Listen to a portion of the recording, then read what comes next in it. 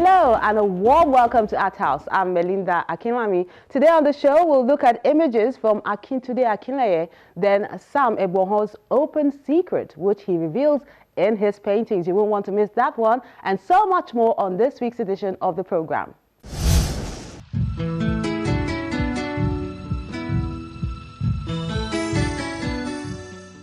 Like Picasso, I want to work till death.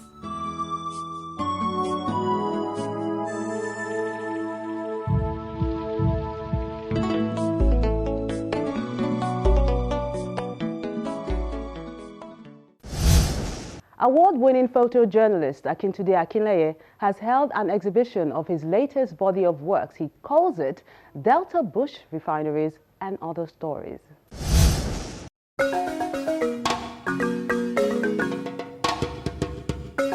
Rare and astonishing, subtle, yet bold. These words come to mind when one walks into this room to have an encounter with these pictures.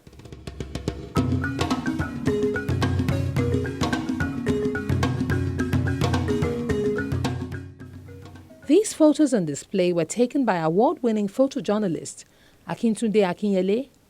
They are first-hand accounts of activities of oil thieves and pipeline vandals in Nigeria's oil-rich Niger Delta region in an exhibition titled Delta Bush Refineries and Other Stories.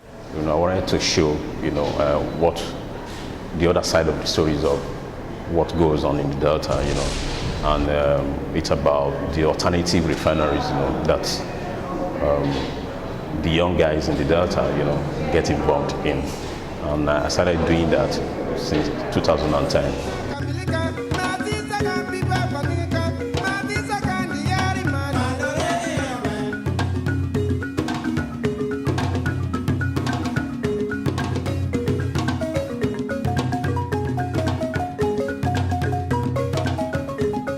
The clarity of these photos and their dynamic frames suggests they were not taken in a hurry. It leaves his audience wondering why and how he got so intimate with these men of the underworld.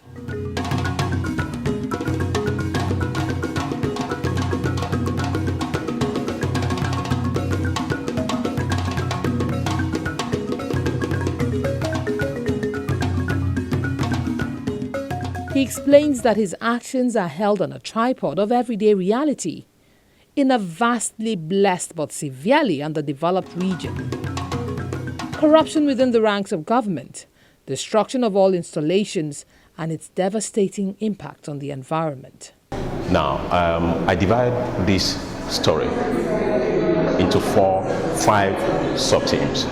You have politics of oil, looking at how, government, is affecting this story. And that was why I said the other stories, because initially people thought people who engage, or those young men from the Delta who engage in so-called illegal bunkering, oil bunkering, are actually thieves. But I want the society to look at them from another angle. Why did they go into it in the first place? What pushed them into it? These are some of the questions I really want to ask with this photograph.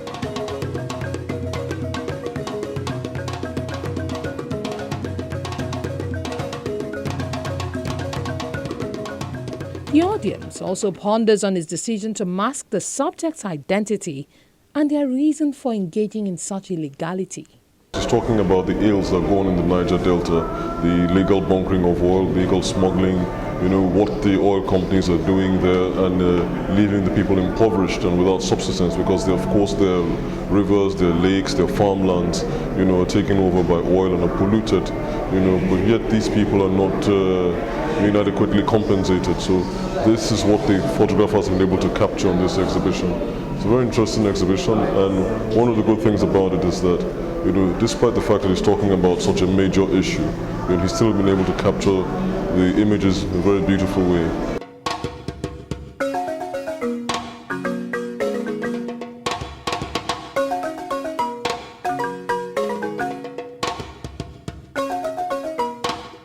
Unlike the brush and the canvas, which are perfected with each stroke, Akinleye finds his moments of magic with each shot taken.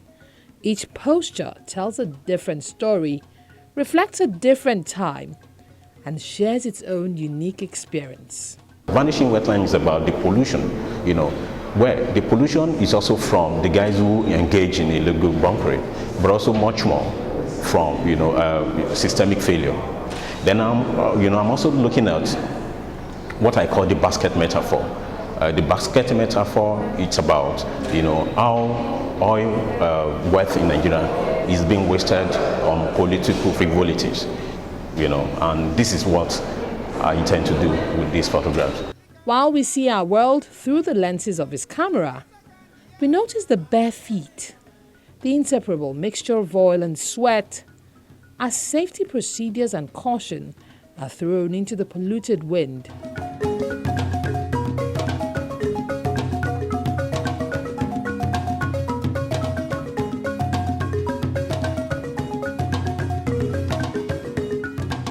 Thinking deeply, are these gallons of black gold actually worth dying for? It will always continue to be an issue, to talk about the Nigerian Delta, not just within the Nigerian space or Nigerian media space, but also within the international media space, because it's something that is still, it's in the front burner in the international politics. Beyond the horizon of investigative journalism, there appears to be an urgent need to resolve this crisis to prevent this growing trend of trading the region's future for a few gallons of crudely refined products.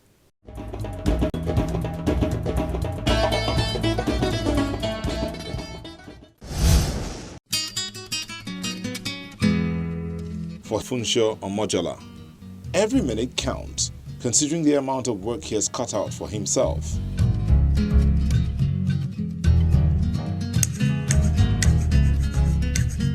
We are learning every day.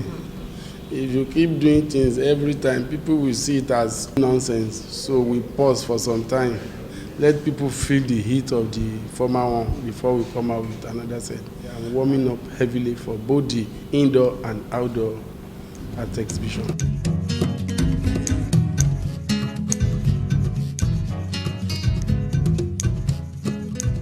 He's been silently fitting pieces together, which is part of the journey to bringing out something different. That's why this contemporary artist is channeling all his energy into getting a good result. In art is all about the more you dip your soul and your brush of color, you learn more. Then when you don't add any other negative thing to it, creativity will continue to be flow. I keep telling people, the more you produce, the more idea will come. And people that have been buying your work, they might still like to buy. They don't want to be buying what they have before. They want to see something different. That is why the idea of pointillism comes.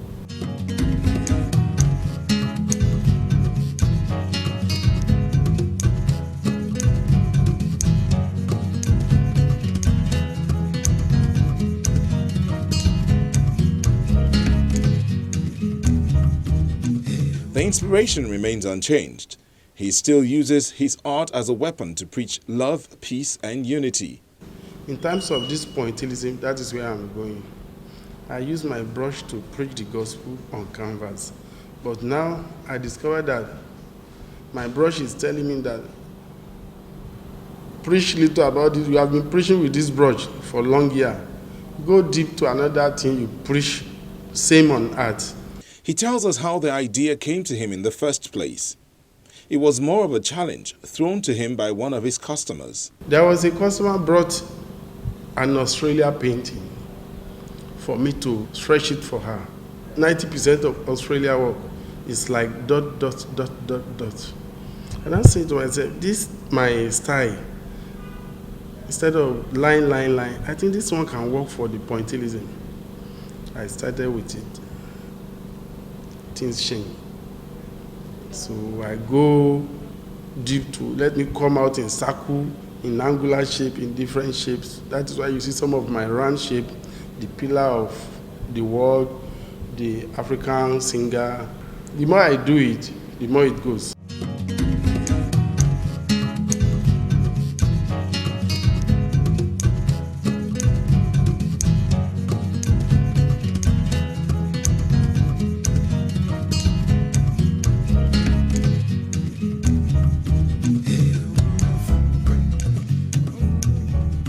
Like every other artist, Mr. Omojola strives to please, but he is also open to corrections, so it doesn't hurt him when a commissioned piece is frowned at.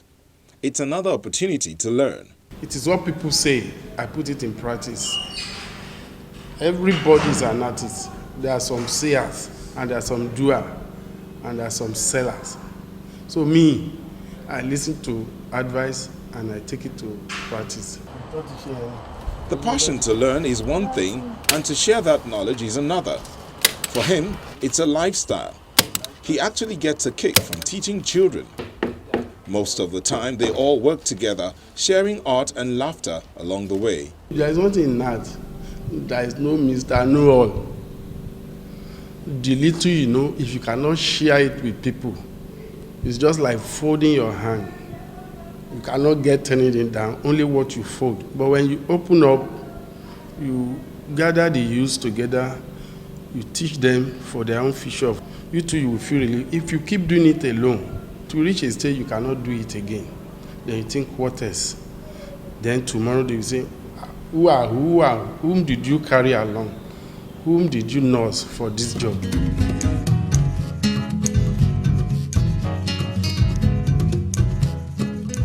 It's more work than play though, especially for this new technique. Focus and precision is key. Because of the materials he works with, there is no room for mistakes.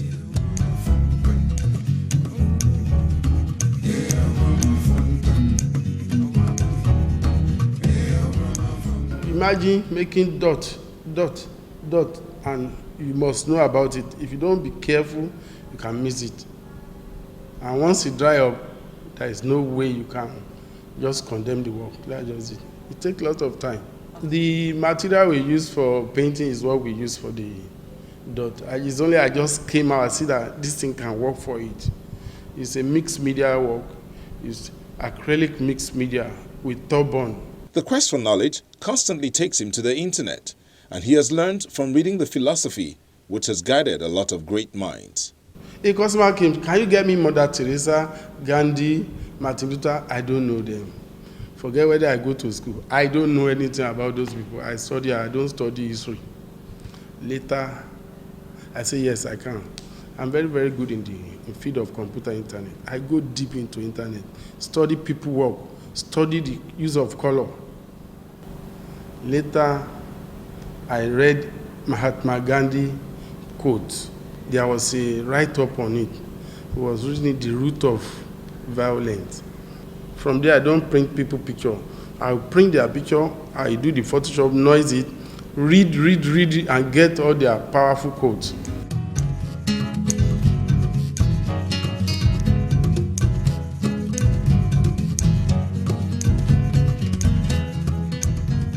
Irregular shapes, pointillism, photography are just a few things to expect from this contemporary artist who sees life as a learning curve.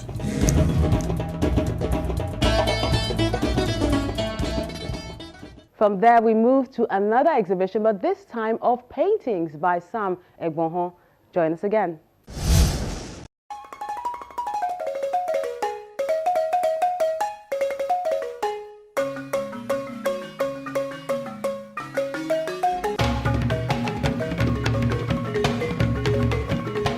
Born on July the 21st, 1944, in Lagos. Though she had her formal education in a missionary school, she was raised to appreciate and have a deep understanding of her Igbo background and heritage. As a result, she became a conscious stark contrast of African culture to Western values, which helped shape her view of life.